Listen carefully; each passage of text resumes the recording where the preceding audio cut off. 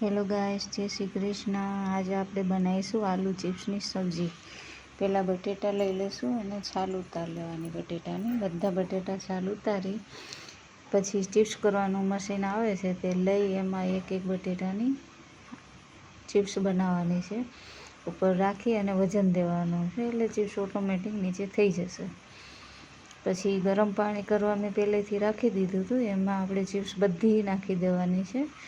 ગરમ પાણીમાં ઉકાળી અને કાઢી લેવાની। પછી થોડી વાર પછી ત્યાં લગન આપણે મસાલા તૈયાર કરી લઈએ। હવે ચિપ્સ આપણી રેડી થઈ ગઈ છે, એને કાઢી લીધી છે। એક ભાતિયામાં થોડું તેલ મૂકી દેવાનું। તેલ આવી જાય એટલે એમાં થોડીક અમથી જીરું નાખવાનું છે, રાઈ નહીં, જીરું એક નાખી જીરું બરોબર ફૂટી જાય બધું એટલે આપણે એમાં 4 મરચાં નાખી દેવાના। તે પછી થોડોક એક લીમડાનું મોટું ડાળખી નાખી દેવાની છે। મીઠો લીમડો નાખી દીધા પછી આપણે એમાં થોડી ચિપ્સ નાખી દેવાની છે।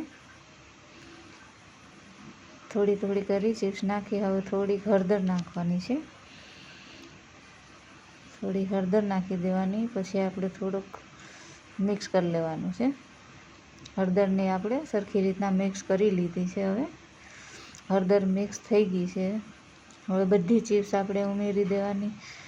બધી ચિપ્સ ઉમેર્યા પછી લાલ મરચું આપણે યોગ્ય પ્રમાણે નાખવાનું, જેટલું તીખું ખાય એ પ્રમાણે નાખતું રહેવાનું। નમક થોડું ઉમેરવાનું છે, મેં બાફવામાં થોડું નાખેલું હતું એટલે થોડો ગરમ મસાલો નાખવાનો છે। ગરમ મસાલો નખાઈ ગયા પછી આપણે એને સફેદ તલ થોડાક ઉમેરી દેવાના છે। સફેદ તલ નાખી મિક્સ કરી લેવાનું। લાસ્ટમાં આપણે ટમેટું કેચઅપ ઉમેર્યું છે, ખાટો મીઠો સ્વાદ લેવા માટે, અને છોકરાઓને બહુ ભાવે।